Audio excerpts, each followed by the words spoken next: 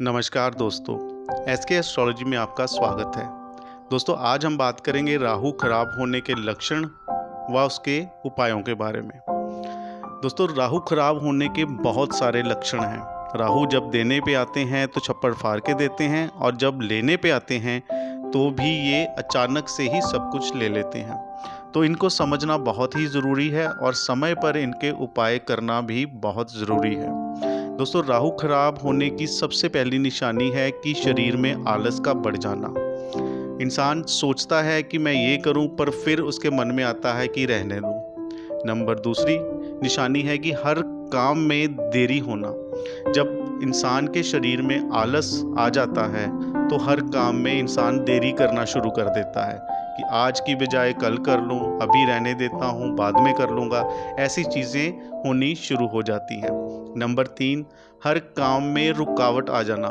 इंसान सोचता है, कामों में देरी होती है, और फिर जब इंसान काम करने लगता है तो कोई ना कोई अड़चन, कोई ना कोई रुकावट हर काम में आनी शुरू हो जाती है। और इसी वजह से नंबर 4 की निशानी हमारे सामने आ जाती है कि अचानक से ही नुकसान हो जाना। जब आलस बढ़ेगा, काम में देरी होगी, हर काम रुक रुक के होगा, तो नुकसान तो लाजमी ही है कि हमें उठाना ही पड़ेगा। और इसी वजह से कई बार घर से दूरी बन जाती है, घर को बार बार बदलना पड़ता है। ये भी एक राहु खराब की निशानी है।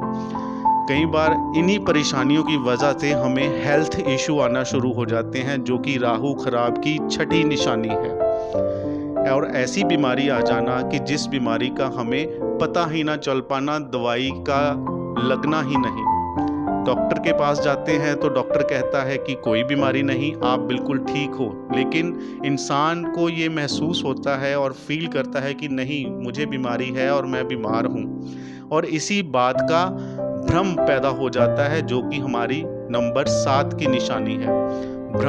भ्रम का पैदा होना भी राहु की वजह से ही आता है। इंसान वहमी हो जाता है, हर काम में उसे एक अजीब सा डर, भय, भ्रम लगा रहता है। और नंबर 8, इसी की सोच में इंसान सोचता रहता है। सोचते रहना, बिना वजह की बातों को दिमाग में रखना, सोचना कि मैं ये कर दूं, मैं वो कर दूं। लेकिन ग्राउंड पे जब इंसान आता है तो फिर वही सारे चीज़ें, आलस, हर काम में देरी, हर काम में रुकावट, अचानक नुकसान, घर से बाहर रहना, बीमारी, हेल्थ इश्यूज और वहम। और इसी के चलते नंबर 9 की निशानी हमारे सामने आ जाती है, जिसकी परेशानियों की वजह से इंसान गलत आदतों में पड़ जाता है, एडिक्शन लग जाती है। इंसान जो है वो शराब का सेवन करना शुरू कर देता है, जिसकी वजह से वो उसका लगातार पीने से आदी हो जाता है और अपनी सेहत का भी वो नुकसान करना शुरू कर देता है।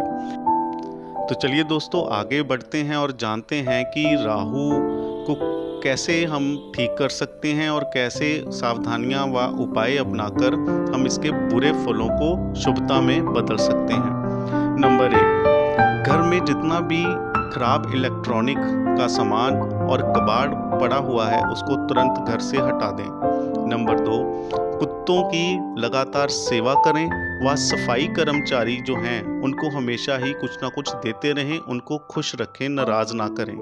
नंबर 3, अपने घर की टॉयलेट, सीढ़ियाँ और घर की जो छत है वो हमेशा साफ सुथरी रखें, उस पर कबाड़ जमा ना होने दें। नंबर 4, घर की दहलीज को रोज पानी से धोएं। नंबर 5, रात को सोते समय मोबाइल, घड़ी या इलेक्ट्रॉनिक का सामान जो है वो सिरहाने रखकर ना सोएं, इससे परहेज रखें। तो दोस्तों, ये कुछ लाल किताब की निशानियां और सावधानियां हैं जिसको अपनाकर आप राहु को खराब करने से बच सकते हैं। लेकिन अगर किसी वजह से राहु बहुत ज़्यादा बुरे फल दे रहा है तो उनके बचाव के लिए भी लाल किताब में एक बहुत ही अचूक उपाय है, जो इस तरह से है। नंबर 6, 1 और 4 की मात्रा में जौ और दूध को मिलाकर जल प्रवाह करें। यानी कि अगर 1 किलो जौ है तो 4 किलो दूध लेके उसको अच्छी तरह से धो के जल प्रवाह करने से राहु के जो बुरे फल हैं वो आने बंद हो जाते हैं और राहु हमें शुभ फल देना शुरू कर देता है। तो दोस्तों, उम्मीद करता हूँ आपको आज का वीडियो अच्छा लगा होगा। प्लीज़ चैनल को लाइक, सब्सक्राइब और शेयर ज़रूर करिएगा। धन्यवाद।